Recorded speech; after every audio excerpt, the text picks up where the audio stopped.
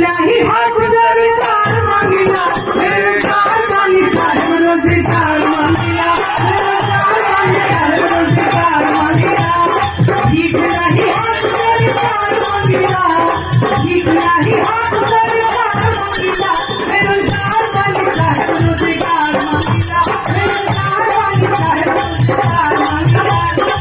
अच्छा बाबा काका लोग आप लोग चचा लोग बैठे हुए हैं, आप लोगों को लग रहा है कि हम कब से बेरोजगार हैं, हम क्या है चालीस हजार, ऐसे काम नहीं चलेगा। आप नहीं बेरोजगार हैं, आपके बच्चे तो बेरोजगार है ना महाराज। जैसे मैं अभी की बात कर रही हूँ, ताली बजनी चाहिए महाराज, नहीं तो मेरा मनोबल डाउन हो जाएगा। ठीक नहीं हक सरकार मांगेगा, ठीक नहीं हक सरकार मांगेगा बेरोजगार वाली साहेब रोजगार मांगेगा बेरोजगार वाली साहेब रोजगार मांगेगा बेरोजगार वाली साहेब रोजगार मांगेगा। 2 करोड़ नौकरी